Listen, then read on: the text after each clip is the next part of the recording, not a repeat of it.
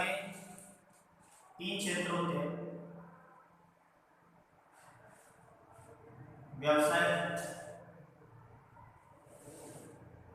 व्यावसायिक प्रबंधकीय, क्रियात्मक क्षेत्र, व्यावसायिक प्रबंधकीय क्रियात्मक क्षेत्र।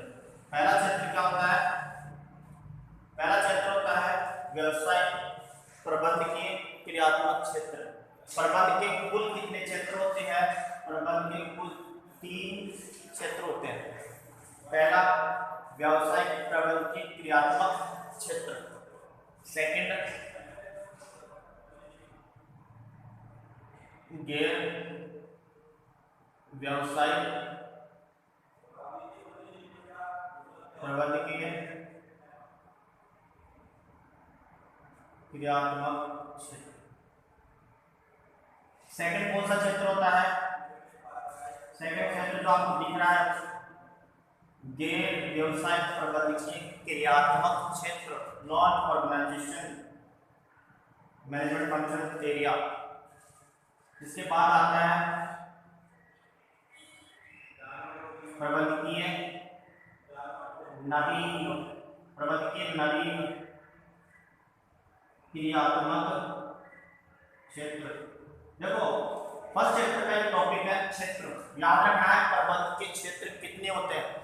तो एक्स एन मैंने सामने कर दिया कि वो कौन कौन से क्षेत्र है जो प्रबंध के होते हैं। पहला व्यावसायिक प्रबंधकीय क्रियात्मक क्षेत्र, फर्स्ट क्षेत्र कौन सा? व्यावसायिक प्रबंधकीय क्रियात्मक क्षेत्र। दूसरा गैर व्यावसायिक प्रबंधकीय क्रियात्मक क्षेत्र, और थर्ड प्रबंधकीय नवीन क्रियात्मक क्षेत्र। तो कुल मिलाकर 3 क्षेत्र होते हैं। पहला देखते हैं कौन सा? व्यावसायिक प्रबंधकीय क्रियात्मक क्षेत्र। देखो एक चीज से प्रतीत हो रहा है व्यवसाय, इसमें ये इंपॉर्टेंट है व्यवसाय, बिजनेस। और दूसरे वाले क्षेत्र में जो है इंपॉर्टेंट है वो है गैर व्यवसाय। कौन सा? गैर व्यवसाय, नॉन बिजनेस। और तीसरे में एक इंपॉर्टेंट है नवीन क्रियात्मक क्षेत्र, या इनोवेशन भी बोलते हैं इसको इंग्लिश में, इनोवेशन, इनोवेटेड या कुछ भी, जैसे मान लो कुछ नया करना।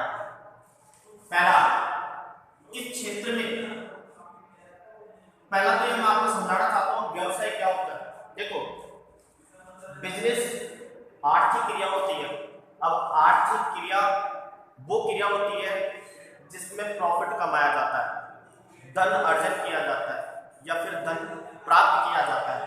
वो कौन सी क्रिया होती है? आर्थिक क्रिया होती है। आर्थिक क्रिया का पार्ट क्या होता है? बिजनेस होता है।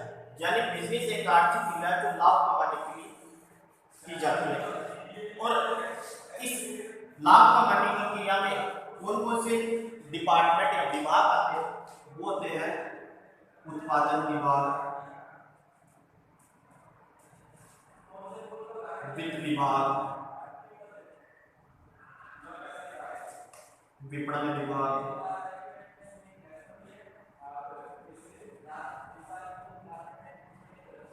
मानव संसाधन विभाग,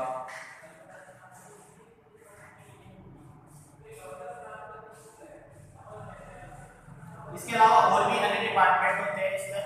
जो मैंने आपको जो आपको डिपार्टमेंट या विभाग जो बता रहा हूं उसको समझो एक बार। देखो व्यवसाय क्या चीज है? इस क्षेत्र में कौन सा आता है? केवल व्यावसायिक प्रबंधकीय क्रियात्मक क्षेत्र आता है इसमें।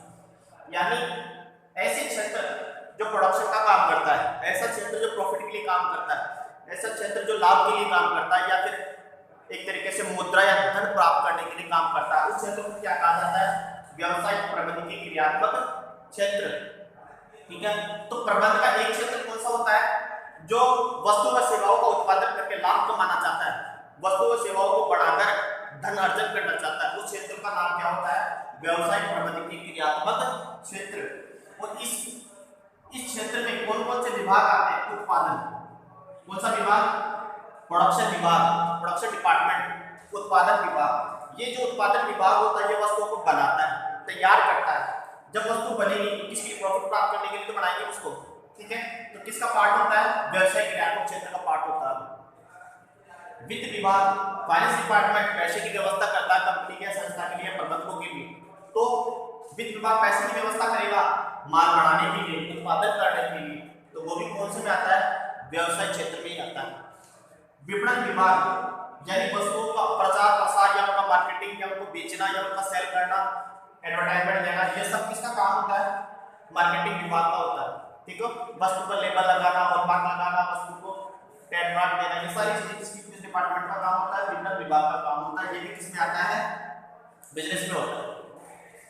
इसके बाद अगला डिपार्टमेंट आता है, अगला विभाग आता है मानव संसाधन विभाग। इसको बोलते हैं HR विभाग, ह्यूमन रिसोर्स विभाग, मानव संसाधन विभाग। देखो, अगर कंपनी में लोगों की कमी है, अगर कंपनी में वर्कर्स की कमी है, तो उसको भरने की जिम्मेदारी इस डिपार्टमेंट की होती है। ठीक है, कर्मचारियों की नियुक्ति करने की जिम्मेदारी किसकी होती है? मानव संसाधन विभाग की होती है। कर्मचारियों को ध्यान रखने की जिम्मेदारी मानव संसाधन विभाग की होती है। तो ये भी कौन सी संस्था में आता है? बिजनेस वाले संस्था में आता है। पहला क्षेत्र आपको समझ में आया, ऐसा क्षेत्र जो वस्तु व सेवाओं को बढ़ाकर लाभ कमाने की कोशिश करता है या लाभ प्राप्त करता है, वो व्यावसायिक प्रबंधन के क्रियात्मक क्षेत्र होते हैं। फिर इसके बाद जो दूसरा क्षेत्र है वो कौन सा है? गैर व्यावसायिक प्रबंधन के क्रियात्मक क्षेत्र। देखो यहाँ पर क्या लग रहा है? गैर यानी ये बिजनेस नहीं करता है, ये बिजनेस नहीं करता है, जबकि ये क्या करता था? बिजनेस करता था, क्योंकि इसकी सामने सीधा व्यवसाय लग रहा था। जबकि इससे पहले से क्या लगे? गैर, यानी कभी भी बिजनेस नहीं करेगा। ठीक, इसका काम क्या होता है? आर्थिक कल्याण का होता है। आर्थिक कल्याण का मतलब होता है समाज की सेवा करना, समाज को सेवाएं उपलब्ध करवाना, समाज की हेल्प करना, या समाज को जो भी कमी है उसकी पूर्ति करना। तो ये कौन से व्यवसाय का होता है? गैर व्यवसाय का होता है। अब गैर व्यवसाय का क्षेत्र होता है, उसमें भी प्रबंध की आवश्यकता होती है। प्रबंध, इसमें प्रबंध का एक क्षेत्र जो हम गैर व्यवसाय के, उसमें देखो जन उपयोगी सेवाओं का प्रबंध, जन उपयोगी सेवाओं का, यानी ऐसी सेवाएं जो जनता के लिए उपयोगी है उसका प्रबंध करना, इसका काम है। ऐसी सेवाएं जो जनता के लिए क्या होती है? उपयोगी होती है, उसका प्रबंध करना इस क्षेत्र का होता है। जैसे कि पानी, बिजली, गैस और भी बहुत सारे हो सकते हैं जो जनता के हेल्प में काम आते हैं, मदद करते हैं, उनकी उपयोगी होती है चीजें।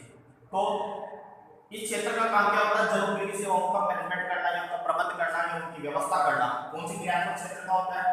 गैर व्यावसायिक प्रबंध के क्रियात्मक क्षेत्र का ये कार्य होता है। इसके अलावा शिक्षा का प्रबंध, शिक्षा का प्रबंध किसमें आता है? शिक्षा का प्रबंध भी गैर व्यावसायिक में आता है, क्योंकि शिक्षा प्रॉफिट के लिए नहीं की जाती है। शिक्षा का प्रबंध किसमें आएगा? गैर व्यावसायिक में, क्योंकि जो प्रॉफिट के लिए काम करते हैं उसमें ये विभाग होते हैं, इन चीजों का प्रबंध किया जाता है। जबकि गैर व्यवसाय में इन चीजों का प्रबंध किया जाता है, जन उपयोगी सेवाओं का, जैसे पानी, बिजली, गैस, शिक्षा का प्रबंध, जो समाज के लिए उपयोगी होती है ना, उन चीजों का प्रबंध तो इसमें किया जाता है। और जो खुद के लाभ के लिए होती है उन चीजों का प्रबंध इसमें किया जाता है। अब एक चीज और, एक क्षेत्र जो नवीन क्रियात्मक प्रबंध, कौन सा क्षेत्र? नवीन, बिल्कुल नया। देखो नवीन क्रियात्मक क्षेत्र में प्रबंध इस क्षेत्र में क्या काम करता है?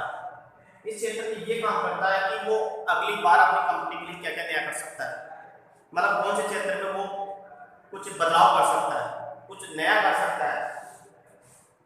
तो वो इस क्षेत्र में जैसे आयात निर्यात प्रबंध, आयात निर्यात प्रबंध, आयात निर्यात प्रबंध, इसके अलावा एक प्रबंध इसमें वो भी आता है विपणन प्रबंध, यानी मार्केटिंग में कुछ नया क्या करें, विपणन प्रबंध इसके अंतर्गत आता है। फुटकर प्रबंध इसके अंतर्गत आता है। फुटकर, हमारी जो बुक है ना, उस बुक में इनकी डिटेल नहीं दे रखी है, यानी नवीन क्रियात्मक क्षेत्र के कितने बिंदु दे रखे हैं? 15 बिंदु। नवीन क्रियात्मक क्षेत्र के 15 बिंदु दे रखे हैं, जिसमें मैंने उसका आपको सामने आपको प्रेषित कर दिया, दिखा दिया मैंने आपको। आयात निर्यात, यानी जितने भी डिपार्टमेंट है इनमें कुछ नया करना, कुछ बदलाव करना, ताकि कंपनी और भी अधिक प्रॉफिट कमा सके। तो वो कौन सा क्षेत्र माना जाता है? प्रबंधकीय नवीन क्रियात्मक क्षेत्र। तो आज के क्लास में मैंने आपको बताया था, प्रबंध के उद्देश्य बताए मैंने 4: प्राथमिक, सहायक, मानवीय और सामाजिक। ये 4 उद्देश्य जो मैंने प्रबंध के बताए। इसके बाद प्रबंध के क्षेत्र, व्यवसाय प्रबंध के क्रियात्मक क्षेत्र, यह व्यवसाय प्रबंध के क्रियात्मक क्षेत्र और प्रबंध के नवीन क्रियात्मक। मैंने 3 क्षेत्र का वर्णन किया जो प्रबंध के 3 क्षेत्र थे। आप मैं आशा करता हूँ आपको ये समझ में आया होगा। ठीक है, नेक्स्ट क्लास में हम अगले वाले जो टॉपिक है उनकी लेंगे। आप इस वीडियो को और भी बच्चों के साथ शेयर करें, ठीक, और सब्सक्राइब करें। धन्यवाद।